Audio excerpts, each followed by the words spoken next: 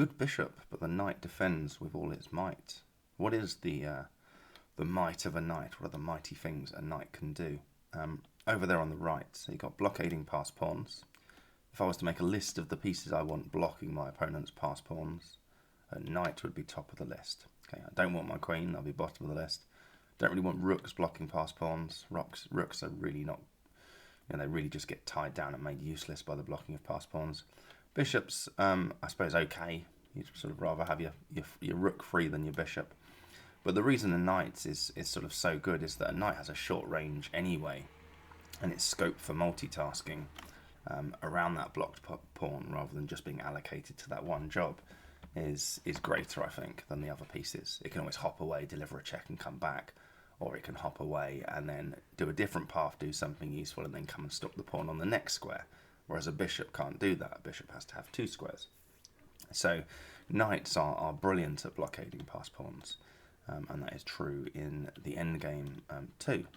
Fixing we've already covered, but that theme never goes away. If you know, in this particular position, for example, black has a light squared bishop, so if you can, you want to fix your opponent's pawns on light squares. The barrier or the fortress, loads of examples coming up in this video on some really clever barrier stuff where the knight and the king and the pawns together can just keep the opponent out. And tactics, forks.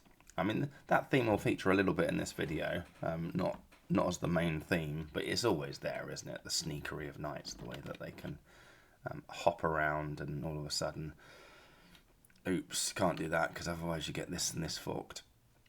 That goes on all the time. Right, this position's the first one. This is a game from 1992 where Yusupov is black. There's no pause the video moment yet. I'm going to make the pause the video moment in a sec. First of all, I mean, there's a pawn hanging here on a2. So if black takes it, white can bring their king to e3, and you can see that black's just getting nowhere there. That's actually equal material, isn't it? Well, so white was a pawn up. Black's got their pawn back, but so what? That's just going to be a draw. So Yusupov plays the more dangerous f5. Now this is your pause the video moment. Pause the video now and decide what would you play here as white. And in the game, knight c3 was played. Materialistic. I'm a pawn up. Thanks very much. I can now keep that pawn. Because you attacked, rather than taking the pawn, you attack my piece and now I can defend it. But I imagine that Yusupov was well aware that that pawn being taken isn't going to win the game, and was very much hoping for knight c3 and for white to be materialistic. He now pushes his d pawn. So we've got the bishop controlling e2, and we've got the pawn controlling e1 that the white king can't get in very easily. And bishop e2 is actually being threatened right now, in fact. So white has to defend against that, king f2. You could pause the video here again. What would you play? So it's a fairly obvious move. You've got your pawn defending e1, you've got your bishop defending e2. White's threatening to bring their king into e3 and actually win your d pawn. And I mean, I think it's just a no-brainer, isn't it? That actually fixes more white pawns on white squares, and the king can't get in. The king's sort of in prison. This video is meant to be about the knight and the king and the pawns of the sort of the defending side, I suppose, forming a barrier. But here, black's got a barrier. So the game continued. b3 takes, and he doesn't take the pawn. Just keeps a hold on the e2 square, keeps a grip on it. g3, sorry, g5. That's it. You stay in prison. h4, h6, takes, resigns. How simple was that?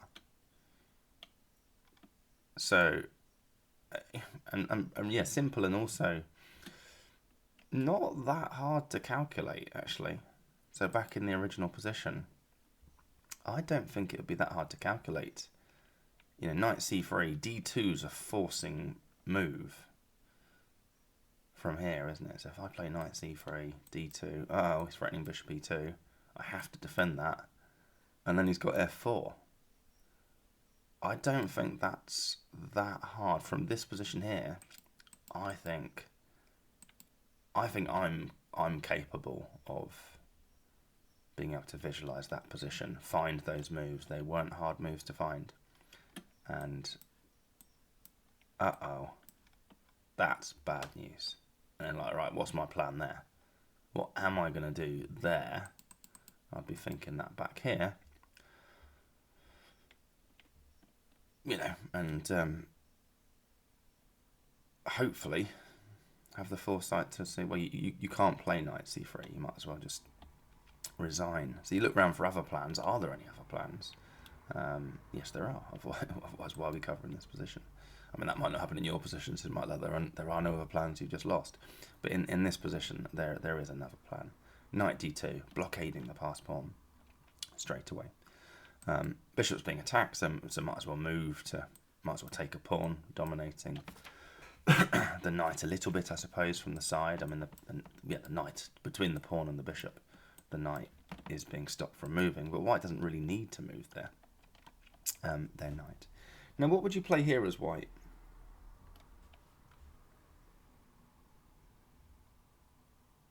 You kind of want to get your king to e3, don't you?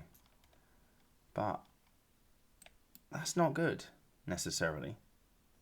I mean, you're still alright as it happens, but black would fix your pawns on light squares. Knight can hop into e4, king e7, king e1. White's still okay. But you're better off just playing f4. So there's no doubt about it. Fix another one of black's pawns on a light square. I mean, you never know. If you win this pawn, you might end up start having winning ambitions. We've seen these sorts of things happen, haven't we? King e7, king e2. King f2, king e7. Bishop back to d5, just to give white something to think about. Dominating that knight from the front a bit more as well, so the g pawn has to move. King d6, king e3, bishop e4, king d4. It's just a barrier. There's absolutely nothing that black can do in that position. So that's what white should have played on this move here. Don't be materialistic, especially as it's reasonably calculatable that it leads to a lost position very quickly, where your king's in prison. Knights are great blockaders of passed pawns. Stupid system won't let me do the move. And yeah, when the bishop moves, fix another pawn on a light square and just bring your king in to e3. And you can get it all the way to d4, in fact. Right, next. This one is a game from 1969. It is black to play. And they kick off with a move. I mean, all of black's pawns are fixed on dark squares, which isn't great. On the other hand, white's knight isn't in a particularly brilliant place. So white's idea is to sort of clear a path for the king. So black's idea is to clear a path for the king by playing this c4 move, which looks like it just sort of gives up a pawn, but you know, we want to clear a path for the king. I mean, the main problem in this position for white is that their king is completely and hopelessly tied down to the defense of this g-pawn promoting. So white's in a big mess, basically. And the only way they're going to get out of this mess is if they can somehow halt the journey of the enemy king through the queen side. So you can see what black's trying to do with this c4 move. B takes c4, bishop to e3, a5, bishop d2. The idea is that white's run out of moves. Okay, they're going to have to move their knight, and then the king's coming in. In fact, this pawn's falling straight away, and so on. But this last move, I mean, you might think a5 was a mistake, because maybe just move your king around for a little bit instead, possibly. But I mean, yeah, if you move your king around a little bit instead, b6, and your knight's actually trapped, so white had to play a5 anyway. But there is another idea to a5, which is when this sort of waiting move, stroke attacking the pawn, it's not really a waiting move completely, is it? Attacking the pawn, bishop d2 arrives. This is a great pause the video moment. What would you do here? Can you come up with a plan?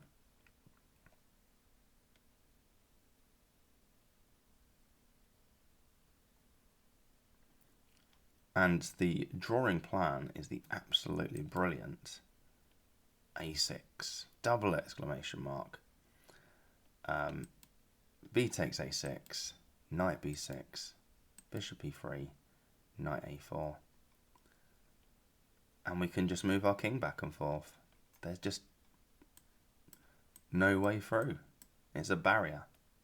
The black king cannot get in. If they push this pawn to get their king in via b5, it doesn't get their king in via b5. It's just a complete barrier. Black has no way to, well, no winning plan on the queen side. It's not finished. Black has one other idea, which I'll come back to. But let's go back to this position where a5 is played and this brilliant barrier plan, sort of a threat. What if black sees it and comes for the knight straight away? So king c8, knight b6 check, king c7, knight back to a8 check, king b8, knight b6.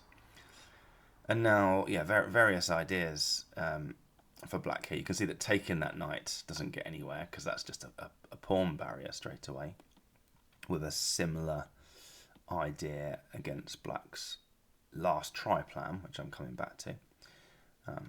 But briefly, if the king comes over here, we've got this plan. So yeah, that knight can't be taken. So what could we see? We could see bishop d2, then you play a6 and we've transposed. We could see king a7, but then we've got knight c8 check, picking up the d6 pawn and getting lots of counterplay that way. Probably going to grab this pawn and start pushing this, to be honest, as one idea. Or we could see bishop c5, knight d7 check, king a7, take the bishop, d takes c5, and then king g1. And yeah, black's just got nothing. If king a6, d6, oops, you just lost that. Okay, so you can't get back to stop that pawn, so you can't play king a6. So white's just gonna do this all day. Yeah, so back in this position, black didn't really have that much to sort of stop this barrier idea. They needed to do something right back on move 1 of the position as I showed it to you. There's the barrier. So all black can do really is try and do something on the king side. And they're going to bring their king to h4. So bishop traps in the knight. So white's going to run out of moves because white has no triangulation to do, and white can just go back and forth. Oh, white can just turn their king into a knight. Just go back and forth there between f1 and g2. So king f1, and we see the march of the king round to the king side. Now, it actually turns out that as soon as the black king hits the h file, white can go for the pawn push, c5. And there's still more to this position, but it's also on the theme of barriers. But let's just say we didn't sort of realise that for now. So king h5, we're going to keep moving the king. King h4, king g2. Black plays his reserve tempo, a5. And then we push the c pawn, c5. Now, I saw that and I thought, well, hang on a minute. That was, white really only had one move, which was c5. And yet, they forced, black set it up so that white was forced to move. Sorry, black set it up so that black was forced to move. That king h4 was met by king g2. So I thought, well, hang on a minute, and this isn't mentioned in the book, so I sort of investigated it myself. Why can't black just lose a move here, triangulate, the plan being that when the king arrives on g2, black puts white into zugzwang, and the c5 pawn push is needed when this reserve tempo hasn't been used. It turns out to be completely irrelevant. That reserve tempo doesn't really do anything, and in fact, even in the main line, as soon as the black king hits the h file, c5 draws the game. So if you're wondering, like I was, why doesn't a triangulation thing change things there? It's not relevant. It's not about that. Okay, we're not playing c5 because it's the only move we can do, and otherwise we'd be lost. We're playing it because the black king's on the h file and we can play it anyway. The point being that when the bishop takes that pawn, I mean obviously the pawn can't take it because the d pawn queens, because the knight's covering the the bishop's attempt to stop the d-pawn queening. And when the bishop takes it, knight takes. Black's plan is now, all right, I'm coming back round to the queen side. Okay, because you've just sacked, Black's just sacked a piece, but this pawn is so dangerous that this is still, if anyone's going to win this, it's still Black. So, for example, if White starts going after pawns, knight b7, a4, knight takes d6, a3, uh-oh, you can't stop that pawn. You just lost. So knight back to a4. And let's see what happens. And you can pause the video here as well if you like, because the problem you've got is that if you just sort of stay there, the king can't move as well. It's always tied down to the g-pawn. If you just stay there, Black is going to make their way through the queen side. Okay. Where do you want your knight? Where's the barrier? Have a think about it. See if you can work out what the barrier is. So the barrier is knight c3, king g7, waiting move, king f8, king g2. White's already found the barrier, to be honest, king e7. It's coming to the b5 square that's important. Okay. Black can push the pawn, and then we just move our king around. So we're stopping the pawn from moving by having our knight on b5. King d8, king g2. We're stopping the king coming in to c7. So we've got a knight guarding c7. We've got a pawn guarding c6, and as soon as the black king makes its way to c8, we can grab this pawn with check and come back to c4, or b5 maybe as well. c4 looks the better square to me. In fact, I'm just going to check that in a minute. The reason I think c4 is the better square is that we can just leave the knight there, guarding this pawn, and as soon as the white king moves forward, we can push our pawn to d6, so that king c5, d7, yeah, you can see that's actually just a win for white. So the black king couldn't come down. With the knight on b5, I wonder if the black king could come and hit it on b6. You could probably still be alright by just putting your knight back on a3, so I think that's still a draw. I'm going to check that in a sec. So I'm claiming king c8, you have to take on d6, check, and then come back to c4 is by far the more sensible move. But I think knight b5 also draws. That's where I get egg on my face. Here we go. King c7. Wow. Even h4 draws. So yeah, knight c4, knight b5. Absolutely fine, both of them. But knight c4 is the best. Just. Yeah, so that was a barrier. Let's go back to oh yeah, I need to go back to the start anyway. The first original barrier. How about that? Oh, a brilliant array, so we can use the knight to create a barrier. So back to the original position. Black should have realised all of this, of course, and not played the foolhardy c4, but instead just bishop d2. Knight b6, bishop back to a5, knight c4, bishop c7, and Black's plan is they're going to get their king round to a6 and play b5. And if White tries to stop that with knight a3, king c8, knight b5, we just bring our bishop back to b8, and we're going to do it anyway. Okay. Yeah, because the king can come in this way. Yeah. So yeah, that was the plan that Black should have gone for. Yeah, and the white king's completely tied down to the g-pawn, and yeah, Black is just smashing through in that position. Yeah, so if you had a position like this, you are absolutely stuffed as white unless you find a way to create that barrier. And after this imaginative c4 move, trying to clear a path for his king, Black ironically gives White the chance to completely block the route for his king with that barrier there. Right, next. This is a game from 1977 where Smyslov is Black, and yeah, it's a relatively short example, this one, but in the game Smyslov plays Queen A1, which was just completely a losing move. White plays G3, threatening H4, so Black gets their king out of the way, King G7. And the game sort of continued like this: C4, H6, defending the g-pawn. Couldn't take the g-pawn, by the way, because the queen was defending the c-pawn. But this c-pawn now is incredibly dangerous for black to deal with. And there, the queen back to d4 into the centre. Both sides have a passed pawn, but as we know, the if both sides have passed pawn, it's going to favour the side with the bishop. So, yeah, white wrap this up fairly easily. King into the middle. Hit the knight to get the king further into the middle. And how about that for a nice little move? F5, bishop can't be taken. D3 check, king E3, D2, clever move.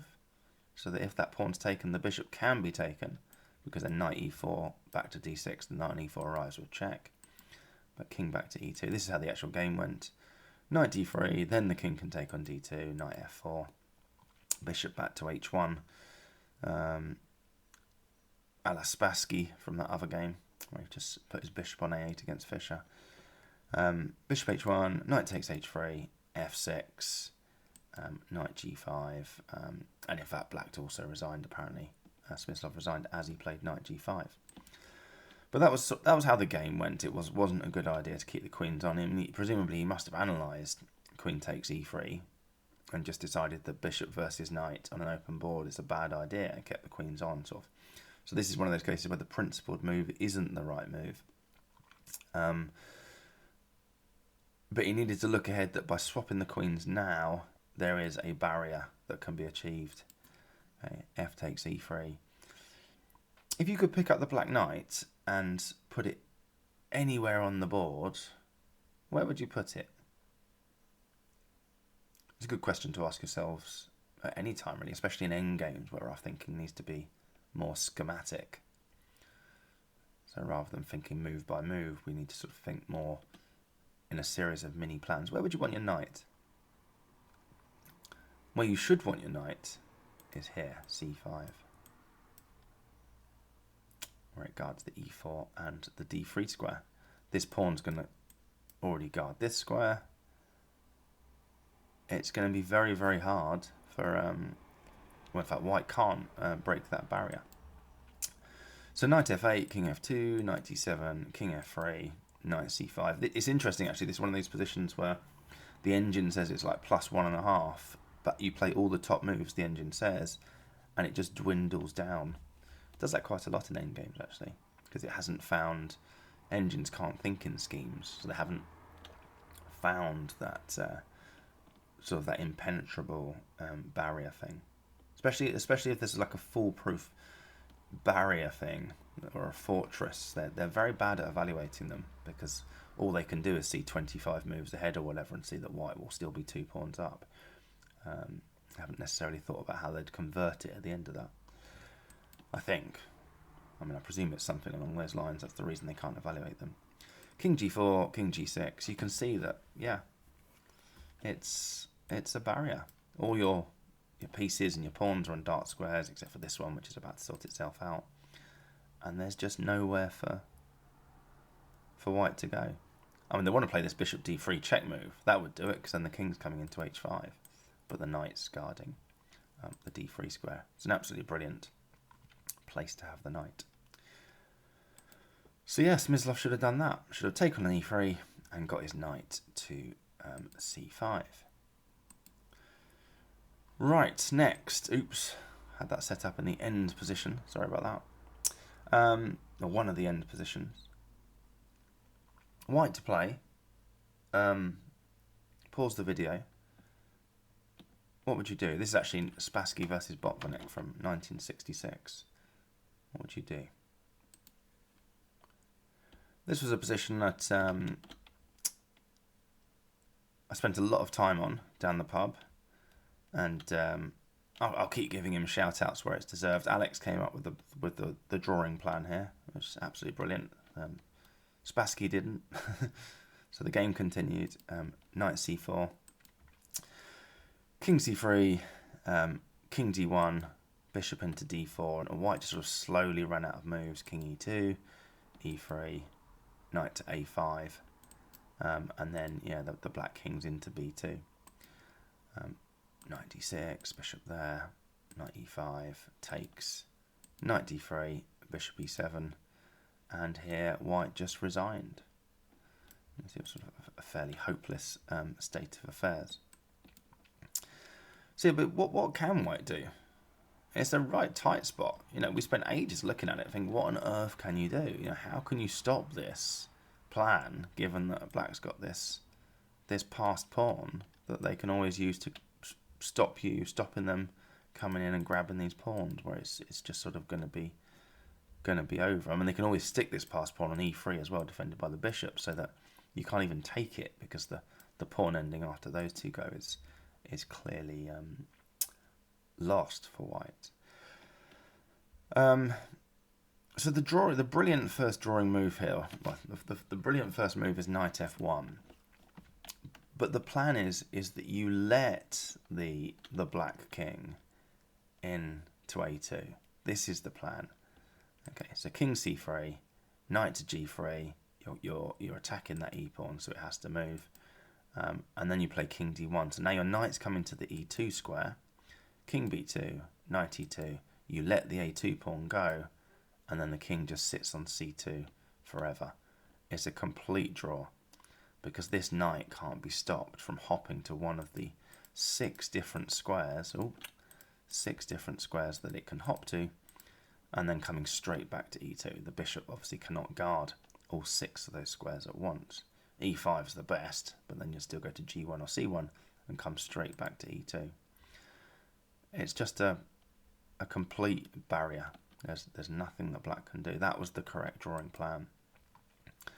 So yeah, we found that idea, but then I suggested, what about this?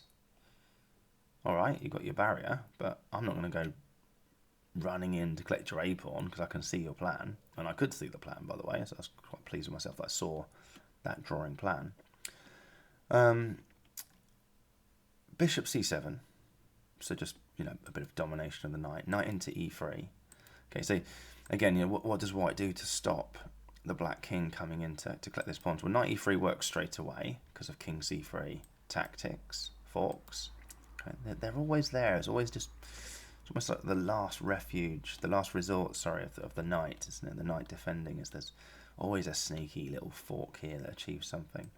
So bishop f4, knight g4. Okay.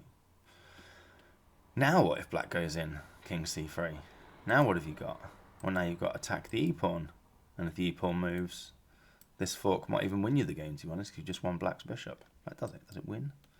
No, it's still a draw, because black's still going to go and gobble up all those pawns. But it is just a draw. White can still draw that, but not win it. So yeah, bishop g5, realizing that you can't go in. Knight back to f2, king e5, knight g4 check, king f5, knight f2, bishop c1. We're just sort of going around in circles, and you can see black's plan of getting into the queen side's long gone, isn't it? And these are all sort of best engine moves from here. And yeah, the main problem's gone. I mean, the engine's given this as a draw. I think white would still have to play quite well, but yeah. So yeah, knight f1. How about that? Knight f1. And this was the main point of the defensive plan. It's just a barrier. Right, one last position. This is, again, I've gone to one of the end positions, gone wrong there. This is a variation that could have happened in a 1971 game between Petrosian and Fischer. It's amazing how the top games, they sort of just get analysed to death, basically. So a natural move like knight d1, if the king comes into b3, like your knight's now gone. You have nowhere for that knight to go, and the pawn ending is completely lost. If you played knight h3, that's obviously completely hopeless. You've just put your knight in prison, and yeah, there are loads of moves. The black hasn't really even got a losing move, a non-winning move there. But king b3, I mean, the engine's saying h6, but fine, king b3. That's obviously ridiculous. So knight h1 is the only sensible first move, and then obviously that knight's coming to g3, so black would play bishop f4, hitting the pawn. And if you're materialistic, which we saw in the first position on this video, and play h3, then it's lost. King b3. I mean, where'd you go? King e2, bishop into e3. You come back to d3, king b2. And even though your f6 pawn's going to fall, it's just not good enough for white. The black king's going to get in and gobble up all of these pawns. It's just completely lost. So, no good. You can't be materialistic back in this position and hold on to that h pawn. You've got to stop the black king coming into b3. And you do it with king c2. That's your h pawn gone. Okay. So I didn't need my h pawn. I don't need the h pawn because I'm going to get a barrier here. Knight f2, bishop g3, knight d3. And there's just no way for black to make progress. If they tried king coming into a3, we go knight c5, king b4, knight d7. We're not after the f6 pawn. That would finish in a similar way to what we just saw. We're already 2 pawns down here. So pawn snatching is not a good idea. We're trying to hold on to the barrier, the fortress, if you like, rather than go pawn grabbing. So king c4, we don't play knight takes f6, we play knight b6 check. And black's got nothing. They're just going to go around in circles. So king back to b5, king b3, king c6, and then we just come back to c2. And we just stopped the black king coming into c4, and then we just went back to c2. Now black's got one last try, which is to get their king to g6 and play h5. So we've got to work out a plan as white to how you're going to deal with that. You could pause the video if you wanted. How you're going to deal with this obvious plan that black's got, because that would be progress. They've got this incredible pass pawn already on d4. You can't allow that. What are you going to do? King d6, king d1, king e7. Here's what you do. Knight b4. This knight's about to leave the protection of d3. So one thing that black could do here, if they've seen where you're going with that knight to stop this plan, is they could play bishop f4.